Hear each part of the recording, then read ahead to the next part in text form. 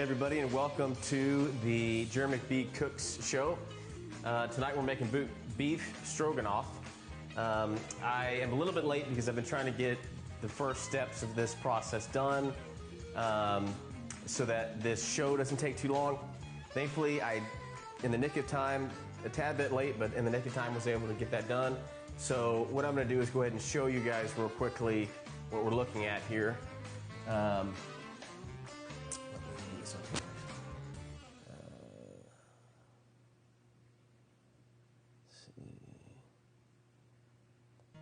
Okay, so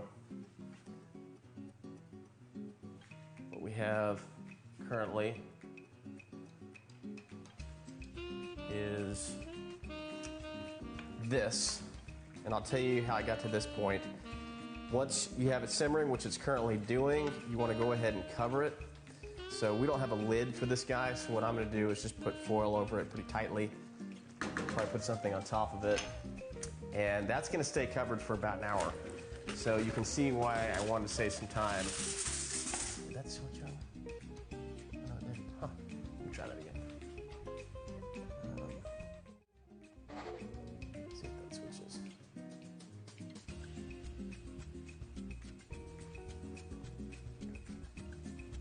There we go. Yeah, that's what we're looking at. Okay, so I'm going to go ahead and cover it with foil.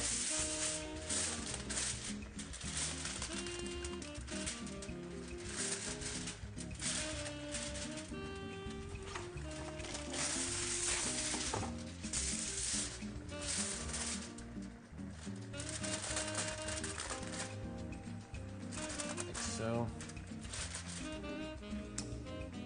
and yeah, we need to wait for this at some point because you don't want that. Actually, that's pretty good. All right, so we'll just keep it like that. Keep it covered for about an hour.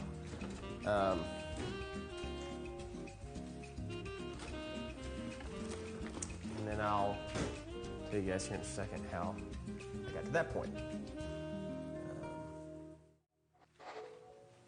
Before I do that, though, I want to check one thing just to make sure that I've done everything I need to do.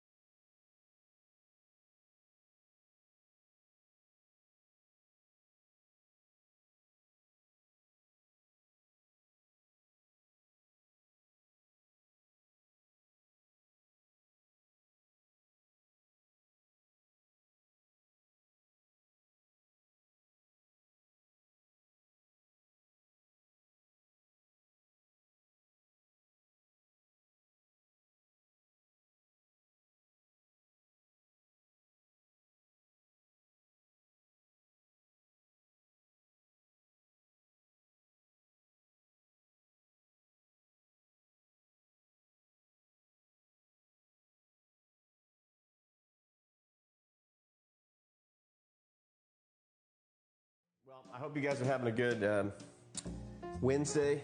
I hope you've had a good week so far. So while that's going, I'm going to go ahead and start working on those apples. And I'm also going to get the pasta out.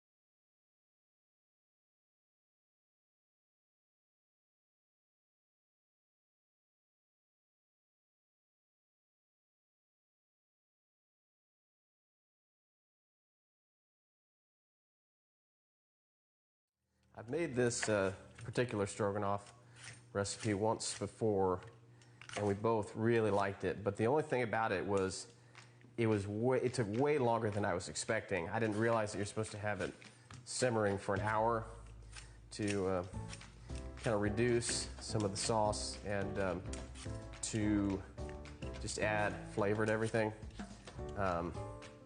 So I think we ate at like 10 o'clock that night. It was kind of annoying, but it is really good though. It was worth the wait because it was really good. That's why I'm doing this tonight.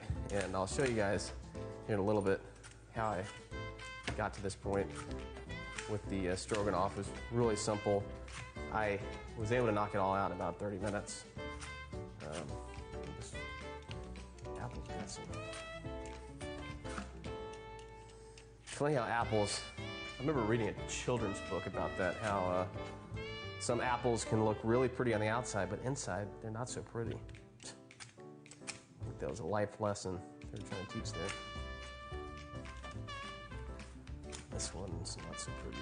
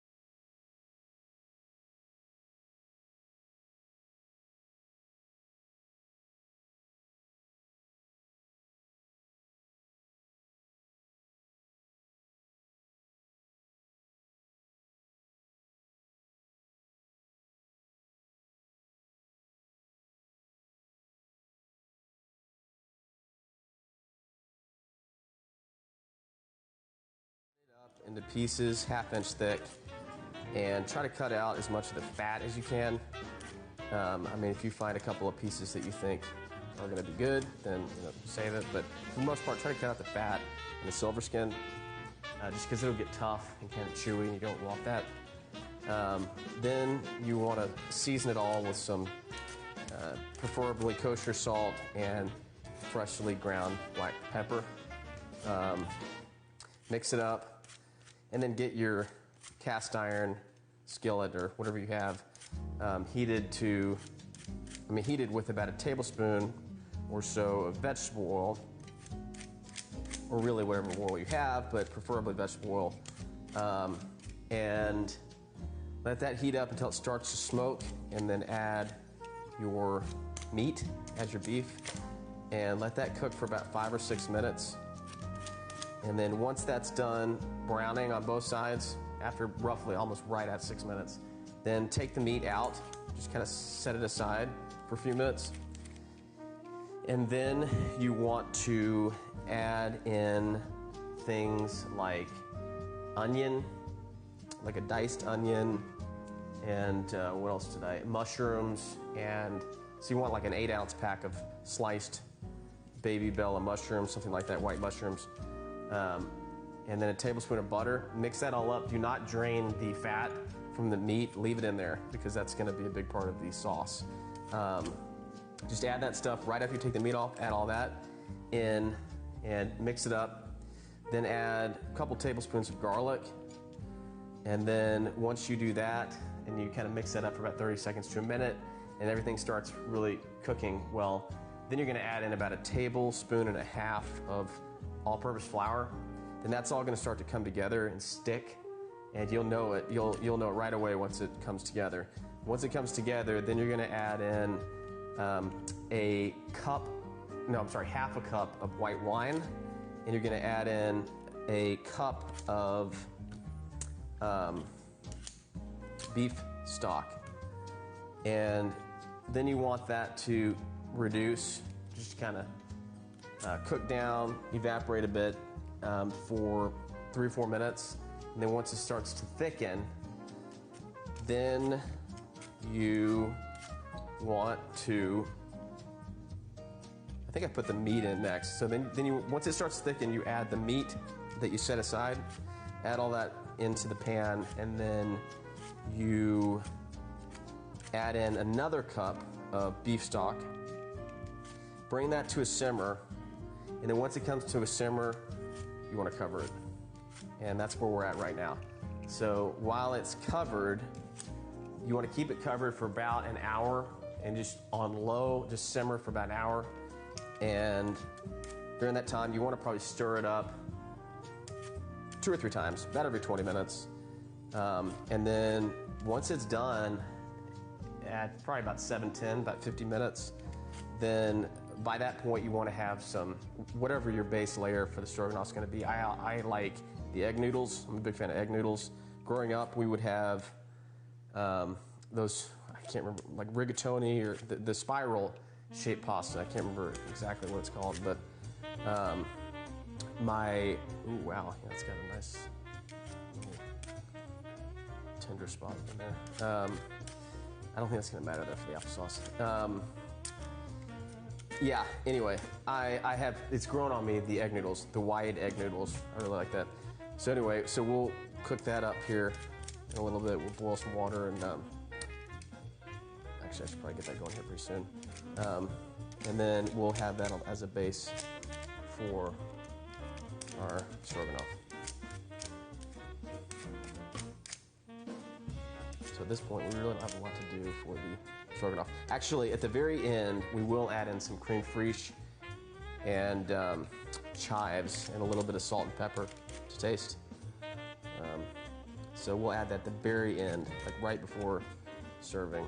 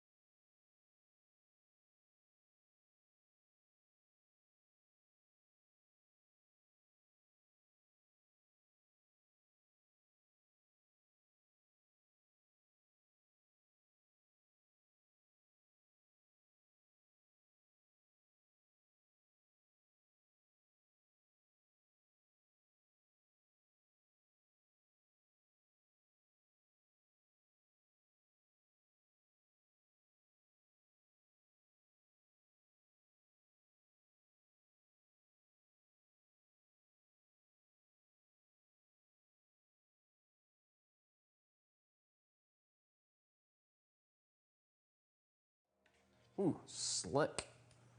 Butterfingers.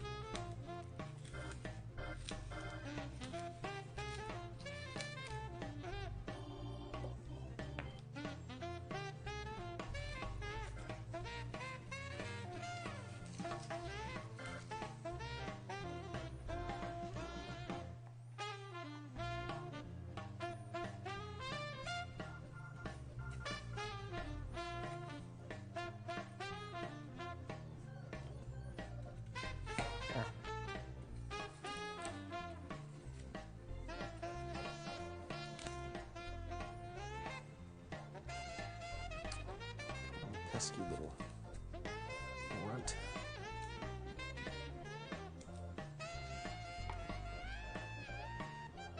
Right. The last one.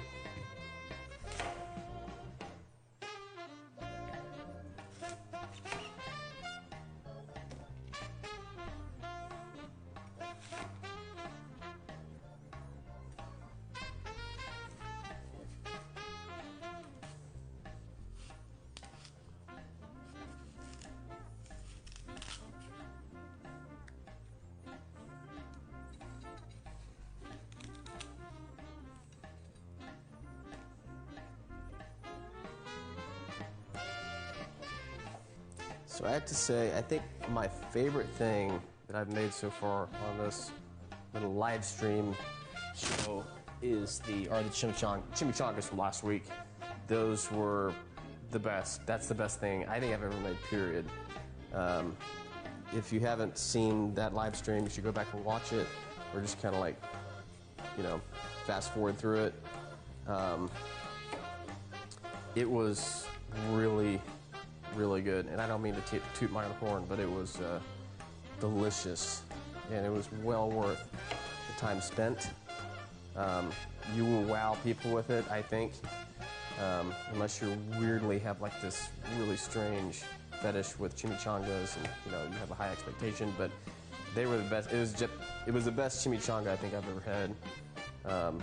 So you should try it sometime, like on a Saturday or Sunday. Just you know, ahead of time, get the ingredients and try it out. You can fry it in anything. If you just have any kind of Dutch oven, you can fry it in that. So, yeah, no excuses. But I think probably my least favorite was the meatloaf, just because the meatloaf just needed more time. But after the fact, it was still really good. But yeah, I would say probably the meatloaf. And then I tried kind of a weird mac and cheese recipe, and not mac and cheese, a weird mac and cheese I've done is really good, but the grilled cheese I tried was, it's kind of weird. I should have known when it said to put the cheese in the blender, but you know, you gotta learn somehow, try things out.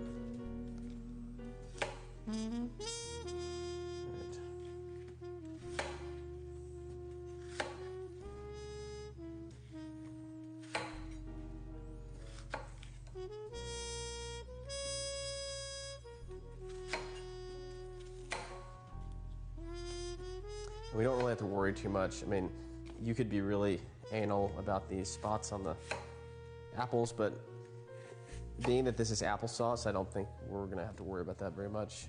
It's kind of the same idea as far as when you're making like banana bread. You don't care too much about spots of the banana, and these spots aren't really that bad. So, all right.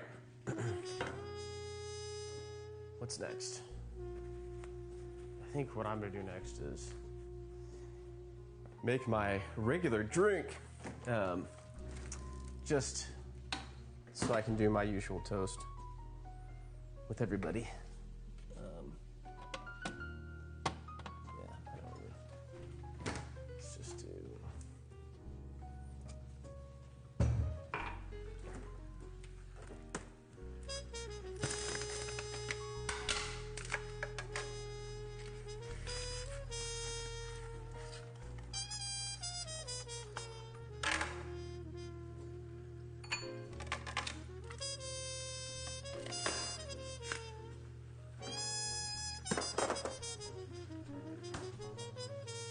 A little Woodford Reserve.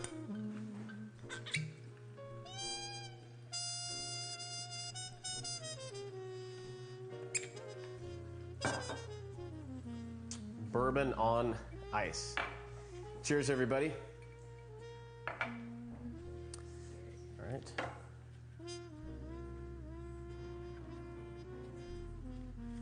You made it through another half week.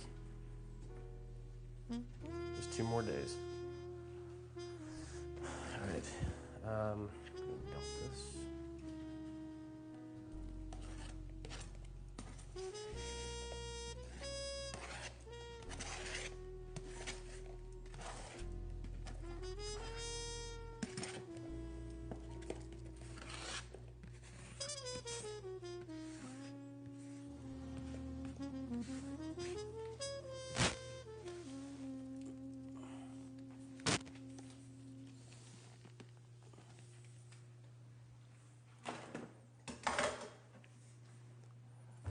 It's been about 20 minutes, so I'm gonna go ahead and stir that fast.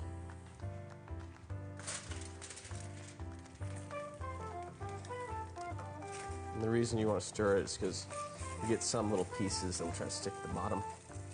And you just want to scrape that. Scrape it up.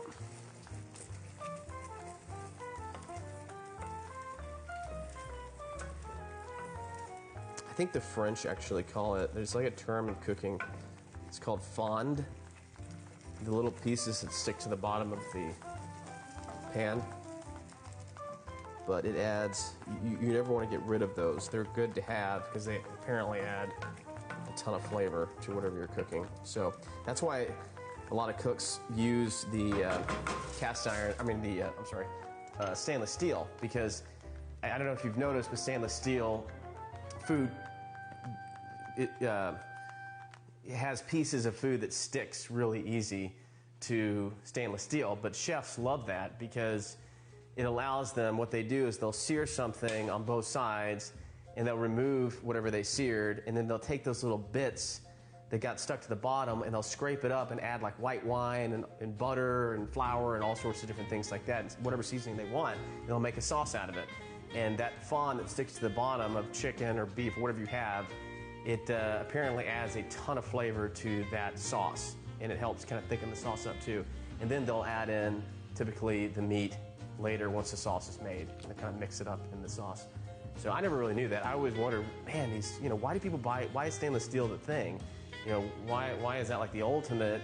Because it's so annoying, because food just sticks to the bottom, but it's supposed to stick to the bottom, and I never really understood that. But when I was younger, it's like, why don't you use a non-stick pan? But no, you don't want. I mean, if you have a non-stick pan, you're never going to be able to do that with your meats and things like that. So anyway, I thought that's kind of interesting. All right, so that's good. We can move on now to.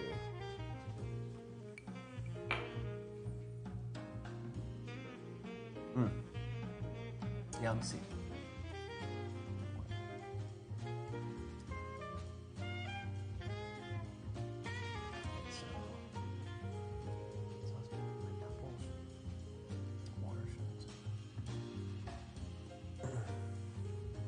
So I think a medium saucepan should be good.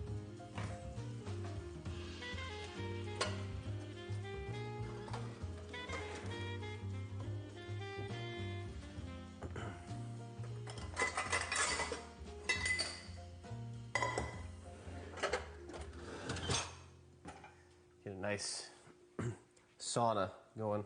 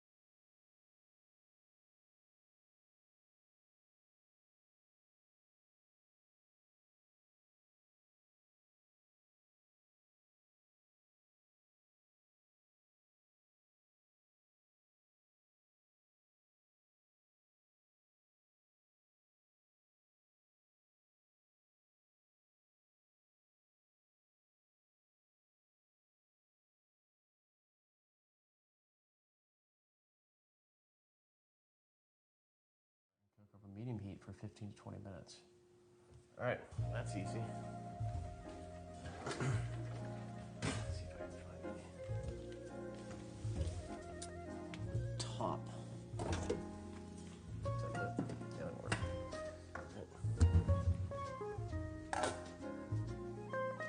So cover.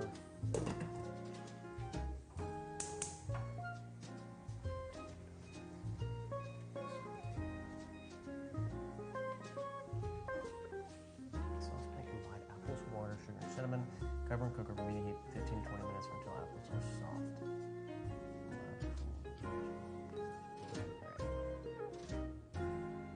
So I really just need.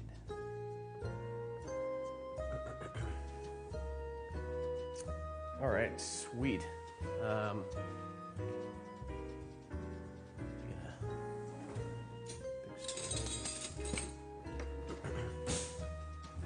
Mix this up.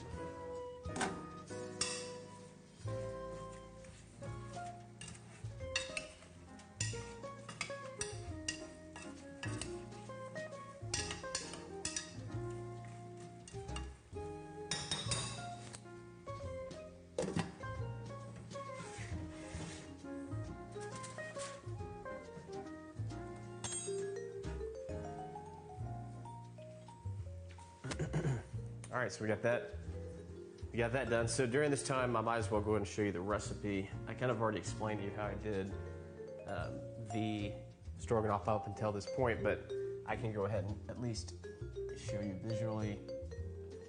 Oh, Jeremy, you don't have to do that. Tried it. I have a little remote over here now. I need to kind of train myself to start using it. Recipe. Let's see if it works.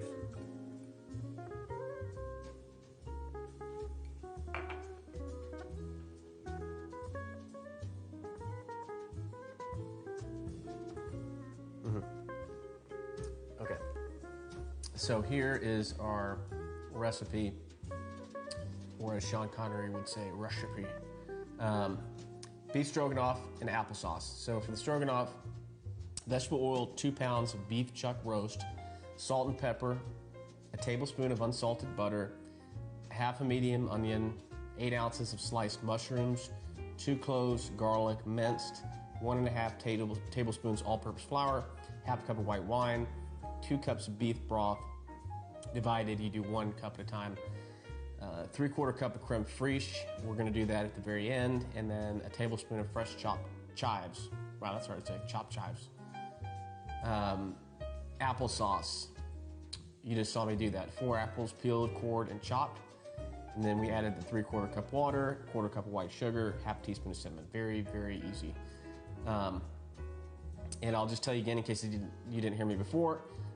What I did for the stroganoff was I just put a little bit of, well, actually I took the 2 pounds of beef chuck roast, I sliced it up into about 1/2 inch thin strips, removed as much fat as I could and silver skin as I could, threw that away, and then kept the meat. I added some kosher salt and freshly ground black pepper, mixed it up with that.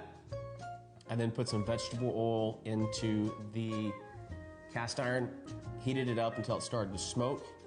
I added probably about a tablespoon, roughly. Then I added the meat in. Once it was preheated, added the meat in, cooked it for about 6 minutes on the dot, and until it browned on both sides completely. And it took about 6 minutes on the dot on medium-high heat. Then I took the meat off, and then I just set it aside. Didn't remove anything from the cast iron pan. I left all of the fat that had rendered out in the pan, and all the little bits that were still in there in the pan. And then what I did was I added a tablespoon of unsalted butter. I added half a medium onion, diced, and then the 8 ounces of sliced mushrooms. I added all of that, mixed it up, and let that cook down, let the vegetables soften up. It took a few minutes. You'll be able to tell while you're cooking it. Then what I did was I added 2 cloves of garlic that were minced, added that, cooked that for about 30 seconds to a minute, and then I added 1.5 tablespoons of all-purpose flour, and you'll know with the flour once it comes together. It takes about a minute, just about every time. and really it'll just move everything almost towards the center of the pan. It'll all start to come together. It'll work as a binding agent, and you'll know exactly when it happens. And so at that point, then you want to add your half cup of white wine, and then you want to add your 2 cups, actually no, you want to add your 1 cup of beef broth, another hard word to say. You want to add that in, and then you want that to simmer until it starts to thicken, which takes about 3 or 4 minutes.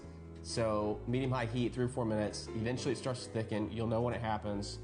At that point, you want to add in your remaining 1 cup of beef broth and bring it back to a simmer. Keep it on about low heat, and once it comes to a simmer, then add your lid, or in my case, your foil on top. Keep it covered and then at that point, you want to keep it covered for about an hour. You want it to simmer for about an hour covered. And stir 2 or 3 times during that time, just to kind of pick everything up off the bottom of the pan that sticks. So that's how you make your beef stroganoff. The only other thing besides that is you want to make your pasta, whatever you have underneath it, and everybody knows how to do that. I'm using wide egg noodles and all. I should actually start that right now that I think about it. And I'm going to move this to the back. But yeah, you just want to boil your water, obviously, and then add your noodles, cook for about 10 minutes, and you've got that ready. So I'm going to go ahead, get the water boiling so I don't...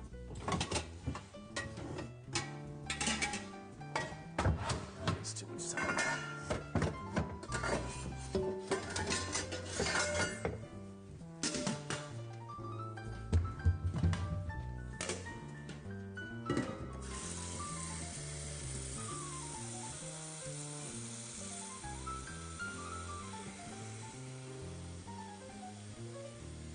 So we have about 10 minutes left on the apples, and roughly about that time they should be ready to mash. And so all we're going to do is just mash it up and turn it into a sauce. That's literally all it takes. So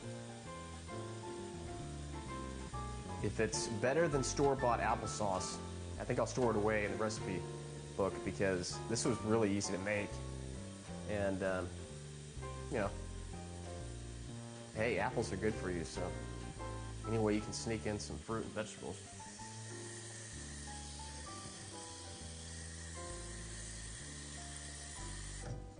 Get that going.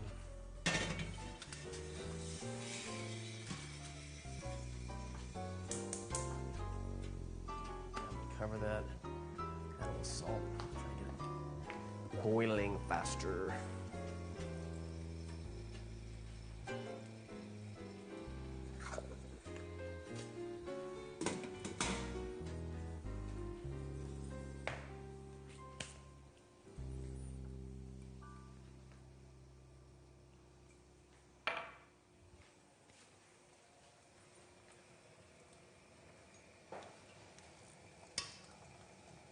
Ooh, that applesauce, those apples are strong. Damn good.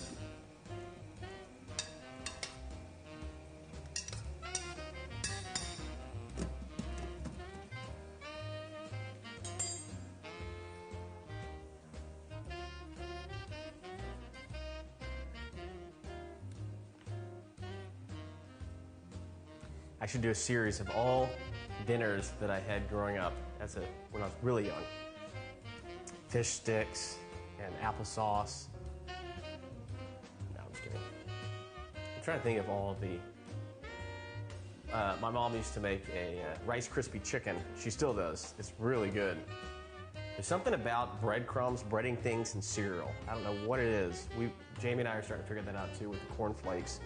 How weirdly, if you crunch up cornflakes and use them as breadcrumbs, they're actually really tasty. Which makes sense, but...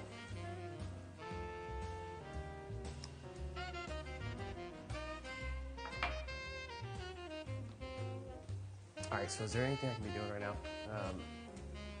That's going for another 8 minutes. This is good.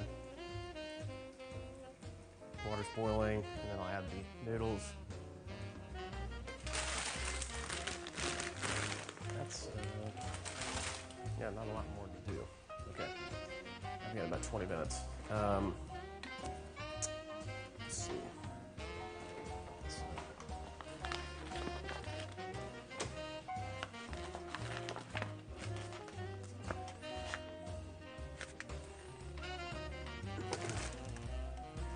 So if you guys get a chance,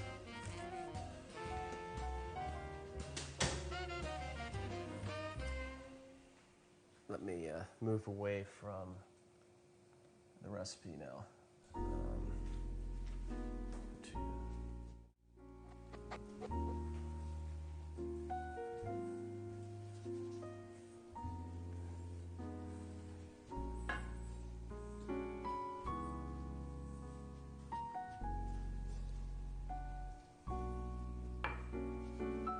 So if you guys get a chance, tomorrow night, 6 o'clock, I'll be doing another Jeremy McBee Performs live stream, and I'll be playing all Rolling Stones songs. And it'll be a mix of about a third of it is piano, and the rest is going to be guitar. There'll be a little bit of harmonica. I think it'll be a fun show. And if you get time, check it out. If not, I'll definitely post the recording of it afterwards, so you can check it out anytime, either on Instagram, Facebook, or YouTube. And same with these, you can look back at any of these that I've done, either on YouTube or Facebook. I'm not posting them on Instagram. I just do the quick teasers, but you can go to YouTube or Facebook to see any cooking live stream that I do, and if it looks good and you get a feeling that might be a really good thing to make, then check out the recipe that I have on the stream. Just kind of fast forward or rewind to it once you get to it. Take a screenshot of it, whatever you want to do, picture with your phone, and try it out sometime, because I try to only do recipes that, for the most part, that we've done before or that we're pretty sure are going to be really, really good. And I'll let you know and be honest, if I ever try anything that is brand new that I've never cooked before, if I don't like it, I'll tell you. And that's what I'm saying about that meatloaf. I've got to get that. I'll tell you once it's figured out. Once I get it figured out, I'll maybe do another one, or I'll just, post the recipe or whatever, and I'll let you know when it's good. But yeah, I'm not going to share anything or push anything unless I feel like it's really good, in my opinion.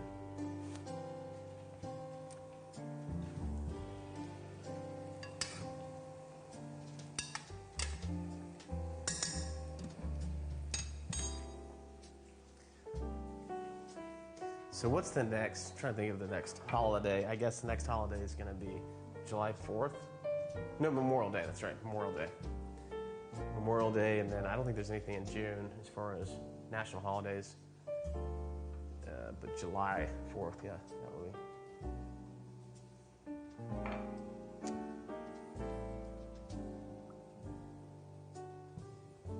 I really want to go somewhere for July 4th. I want to go to the beach or something.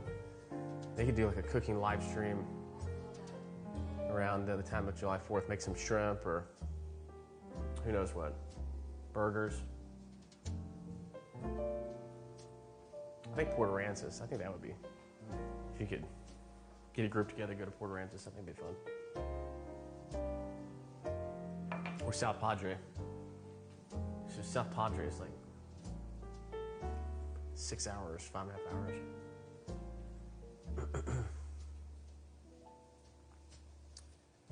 All right. 3 minutes left on the apples, roughly.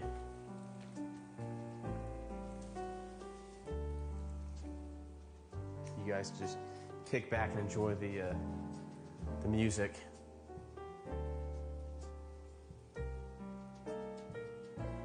It smells good in here, though. The combination of the apples with the applesauce that's been being made, and then the stroganoff, it smells pretty damn good in here.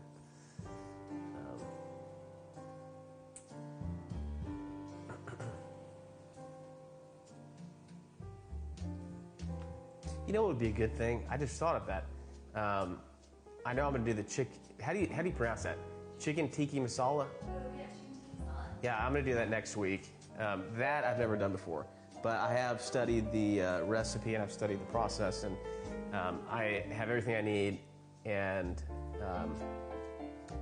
I think I'm going to be able to do it. And the person that I'm getting it from, 95% of the time, has really good recipes. So I'm going to try that next week. But I was thinking the following week, I think we're going to be in town then, I should do those, what's that pasta with the, that I usually fill, manicotti. I should do manicotti, but this time I usually do it with shells that are bought at the store, and that's good. And you stuff them, and it's kind of annoying to have to do it that way. The traditional way of doing it is making almost like a crepe, and then you fill it and roll it. Like you make your own crepes, like a whole batch of them, and then you take it and you roll it with your whatever filling you want, cheese, or if you want it to be beef and cheese or chicken and cheese, whatever. You fill it and just roll it, and then you bake it with marinara sauce or whatever, and cheese on top. And I've tried that one time, and I think at this point I could make it pretty great with a little bit of research and preparation. So I think I'm going to do that the following week after the chicken tikka masala next week. I think I'll do this version of the manicotti, and I've only done the beef and cheese.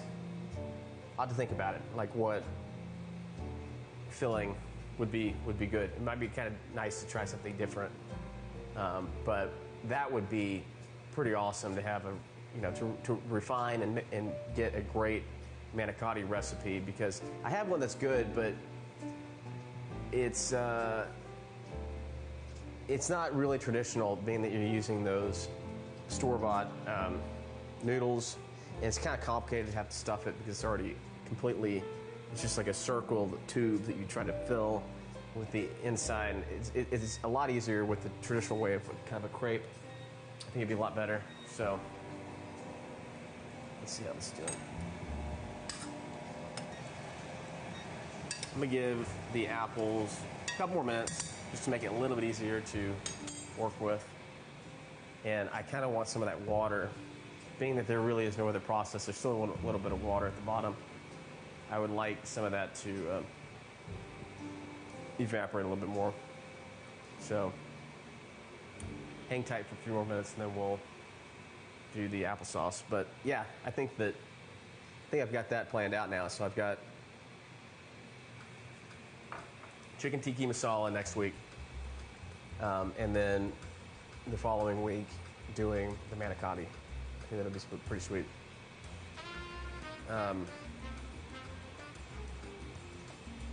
But yeah, chicken tikka masala, I think I've only had it once. I haven't had a lot of Indian food in my life, but I had been once. I've had Indian food, literally had Indian food one time that I can think of, and it was in London with Jamie.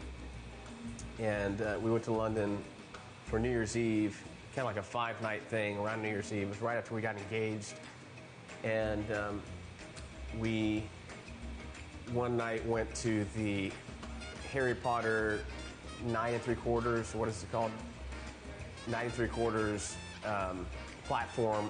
It's kind of a fake thing, but it's at the King's Cross station in London, or just outside of London, kind of the north side of London. And we took the tube. Is that what it's called? The tube?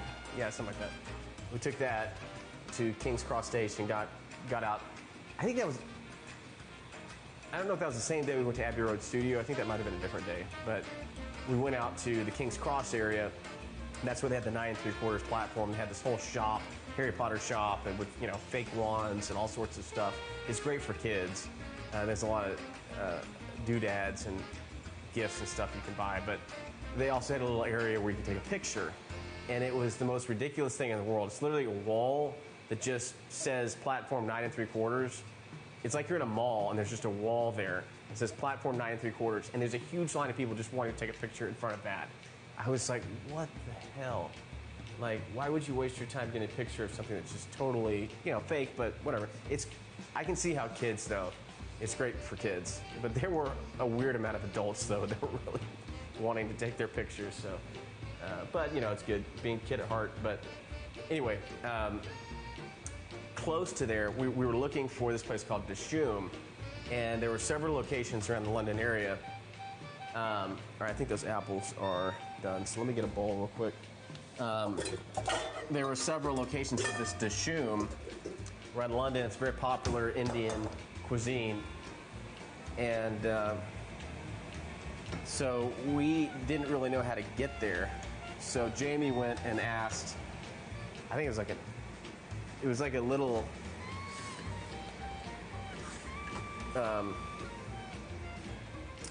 tour guide type guy. He just had like a not an RV, but like a small little camper or something set up with all these brochures and stuff with places to go in London. And Jamie asked him, how do you get to Dishoom? And he was like, oh, well, you want to go this way, down that way, and once you pass this, you go right, and once you pass that, you go left, and yada, yada, yada. It was this whole thing, but thankfully we found our way there because it's actually a really neat place. It probably wasn't the most traditional Indian cuisine, but it was, the atmosphere was great, and the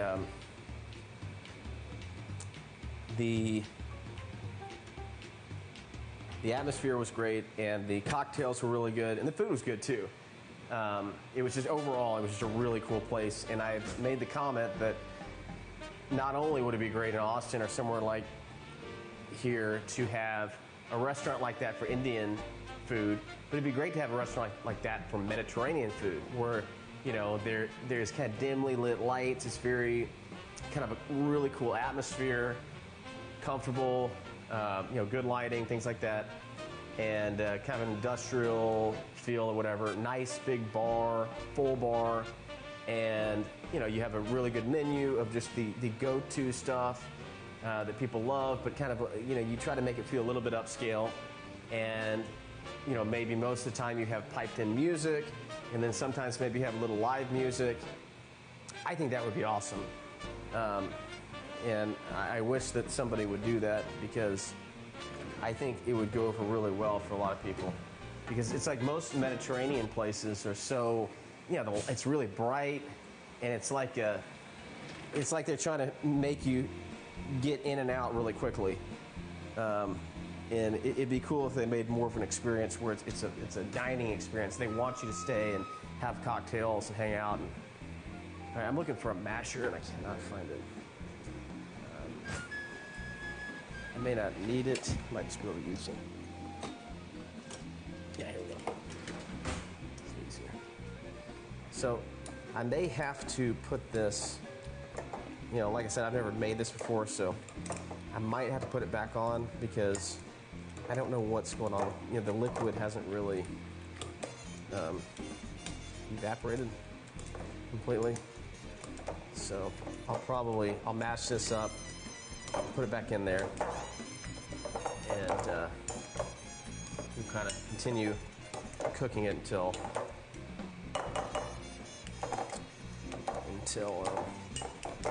the beef stroganoff is done. Well, yeah, I mean, it's starting to look like it actually is starting to look like applesauce. Kind of like an apple chutney. Let's see this again.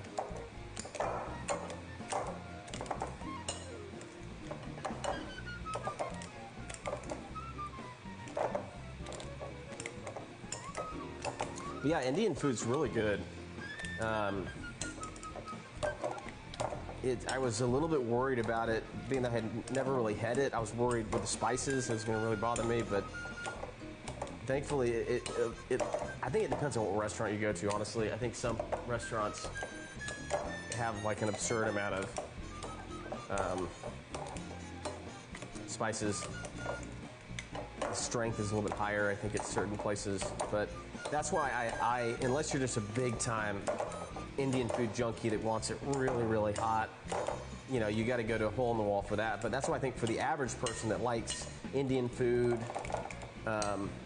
you know, having a place with a great atmosphere goes a long way. That's why I think Dishoom has a great idea with that, where they're like, you know, most people have Indian food, they don't want it like crazy hot. They don't want it necessarily like the traditional way. They want it kind of a mild version of it and a great atmosphere to enjoy that food. And, you know, with the ability to get a cocktail and the ability to kind of really have a great dining experience. And I think they've got that down there. Because at least I had a great time. I think Jamie did too.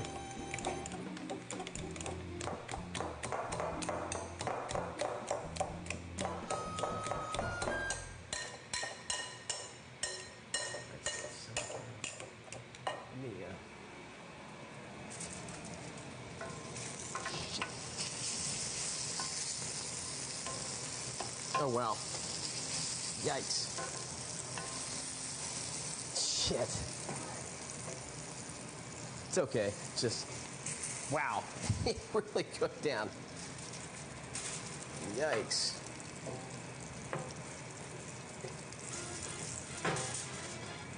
Huh. Well, took my eye off the ball a little bit. I mean, I trusted that hour. I had it on low. It looks like a lot of that sauce kind of cooked down a little bit too much, unfortunately. But it'll still be, I'm gonna take it off heat and just, frustrating.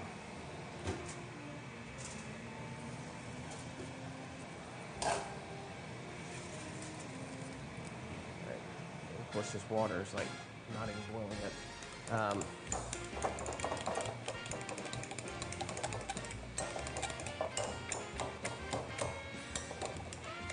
The meat's gonna be great. It's just unfortunately a little bit of that sauce kind of. I've got to be so careful with that front burner when I use it, especially for. That's a big thing. That front left burner just gets. It's not set right. Not to make excuses, but it's not set right. It's way too hot. I had it on low. It's supposed to simmer. It probably got more than a simmer there for a while. Also, another thing, I don't have a lid for it. I'm just using foil, so a lot of that moisture is escaping, which is creating a problem when doing something for a long time in that pan. So I had a couple things working against me on there, but it's still going to be good. There's enough of the sauce. The meat's going to be fantastic. Just unfortunately, that goodness of the sauce looks like it kind of disappeared on me, so that's crappy, but that's how it goes. Yeah.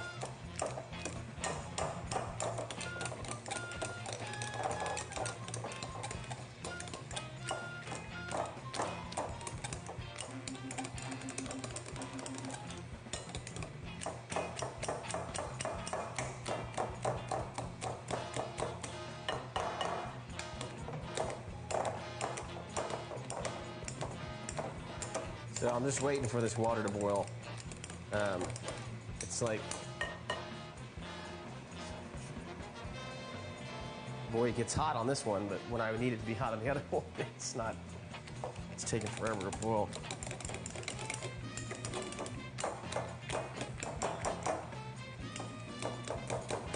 Well, this applesauce looks really good.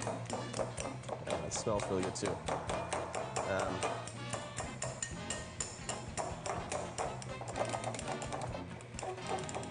But it'll be fine.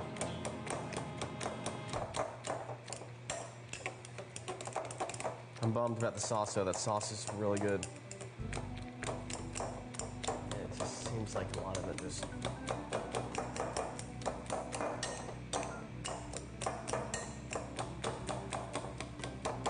I should have been probably checking it a little bit more during that time instead of talking, but I just trusted that time. Trusted it too much.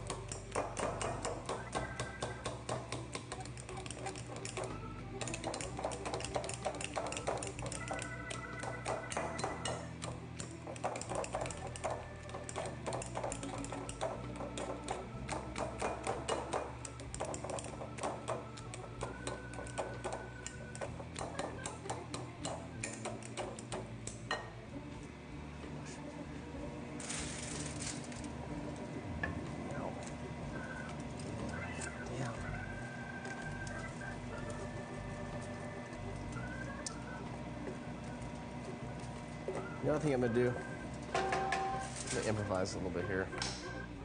Trying to see if I can get that sauce back. Let's see.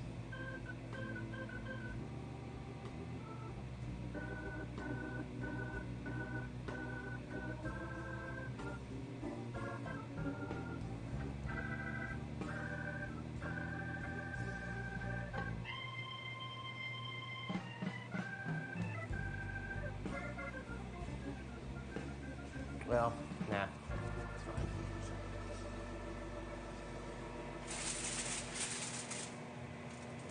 Damn. I mean, the traditional way of having this, really, there isn't a whole lot of sauce. It's, but there is a little bit more than that, which is kind of annoying. But we'll be adding the creme fraiche. Yeah, you know what? There actually isn't. That's true. There isn't a lot. That's true. The traditional. So, all right, water's boiling. All right, we're good now. A little bit, about 10 minutes later than I wanted to be, but I should have gotten the. Should have put that on the back burner, and I should have started this.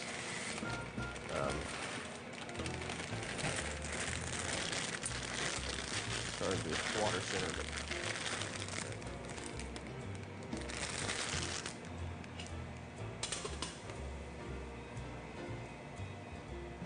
All right. Oil. Our applesauce is pretty much ready. Looks great.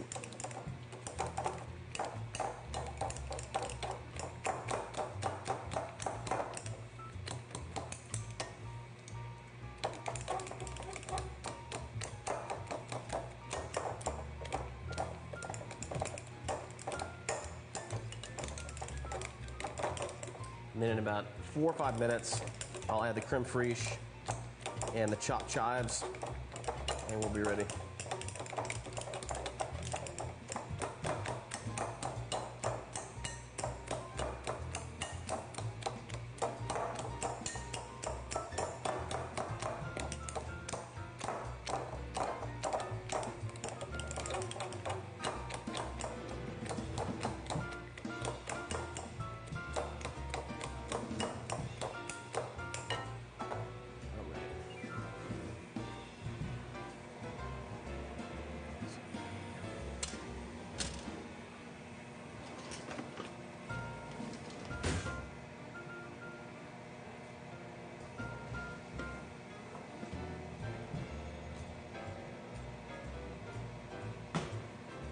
Okay,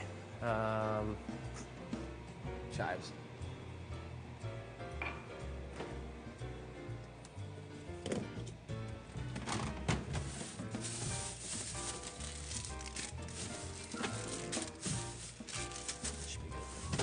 So about a tablespoon of chives.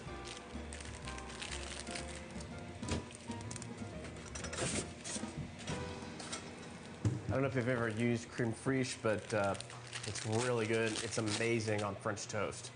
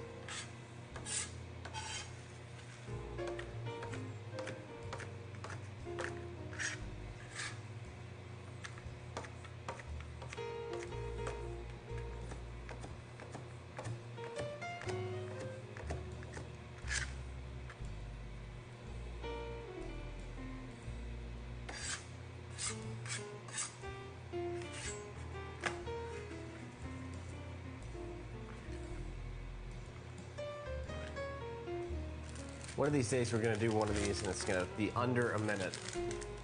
But it just shows you just how time-consuming cooking is.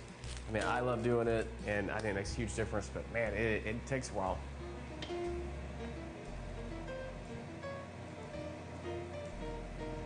That's why, you know, I think with restaurants, so much of it is just they have a certain menu, and they do so much ahead of time, where they just do it in bulk. They have everything ready, and they just try to cut down on so much of the time to where, you know, you just have a lot of your certain things chopped up. You have everything ready. But if you're just doing it, you know, doing it that night, it takes time.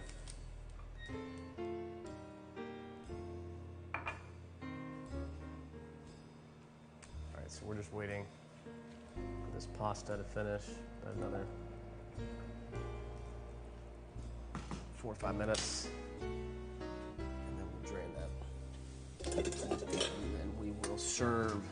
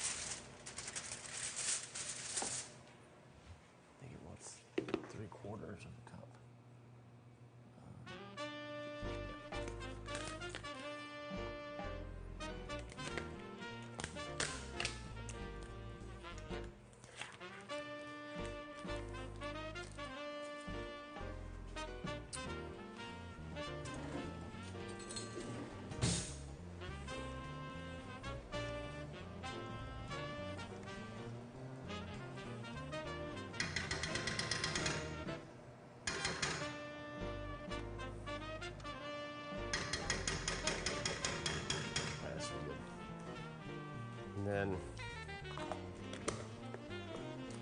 just want to mix that up, and we'll add the chives.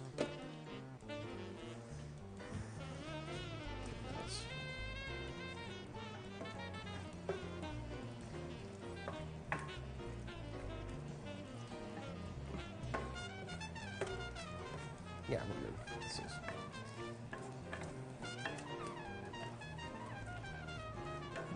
Yeah, I forget that cream fraiche is a big part of the sauce, actually, at the end. So I kind of freaked out about nothing earlier. I mean, it did get a little bit. Yeah, no, we're good. Just,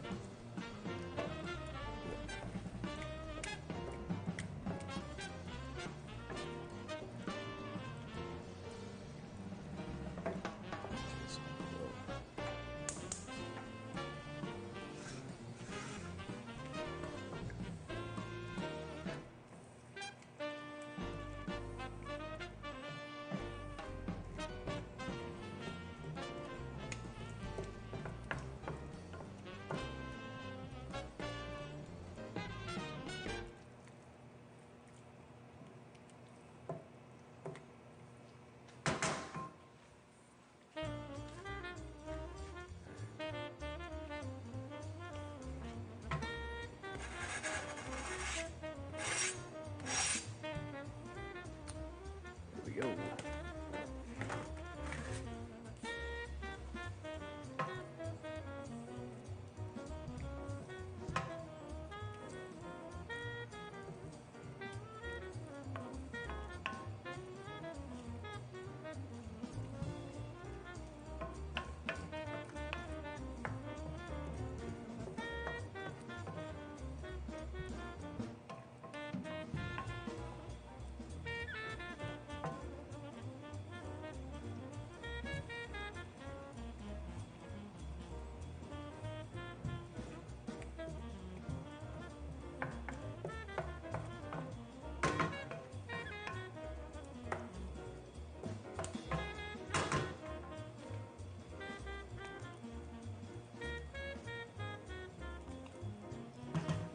All right, we are just about there.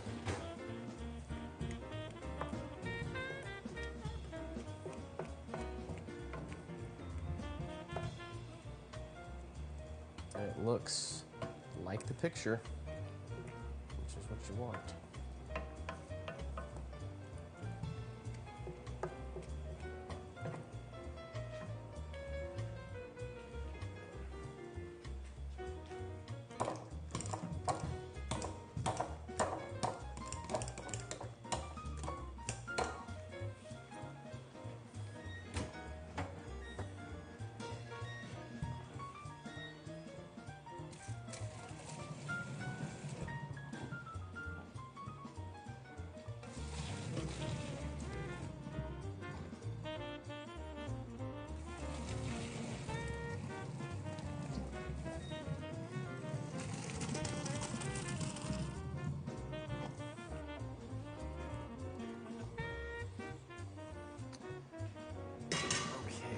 dish this up.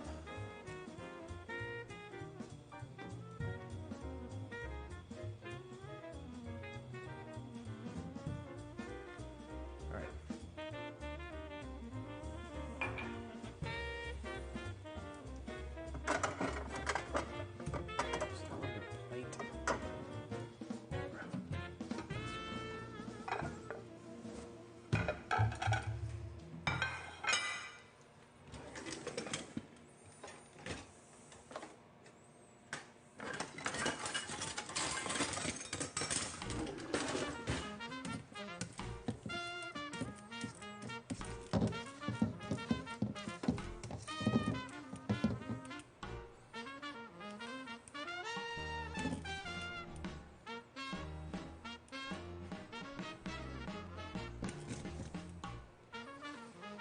Let's see if we can make a nice presentation.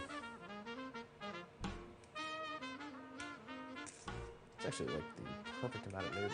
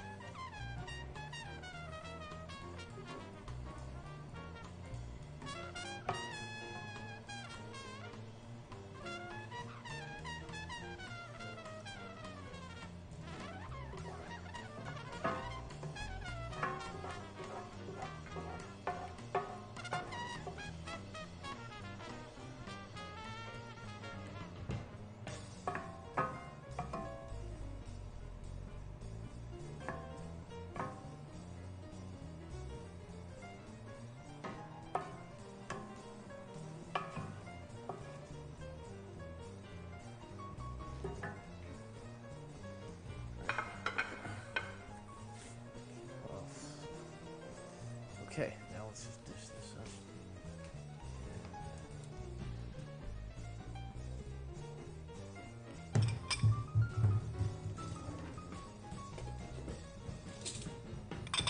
Spoon.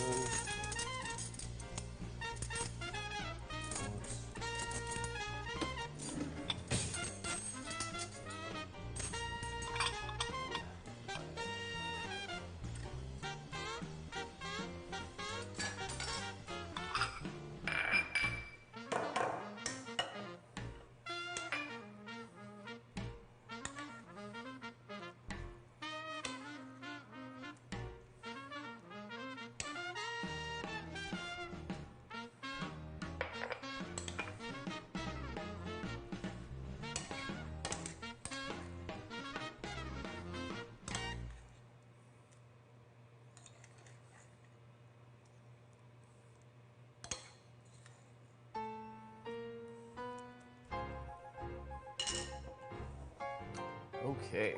Let's see if we can show you this.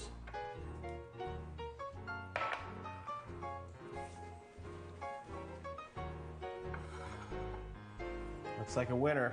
Okay, so we have our beef stroganoff with homemade applesauce. Take a bite.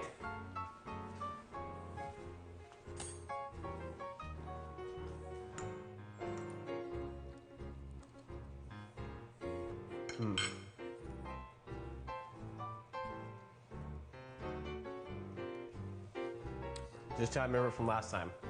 It's great. Hope you enjoyed it. Have a great rest of your week. Have a great weekend. I'll see you guys next week. for the chicken tikka masala. And tune in tomorrow night at 6 o'clock on Facebook Live for the Rolling Stones episode of Jerry McBee Performs. Have a great night, and I'll see you soon.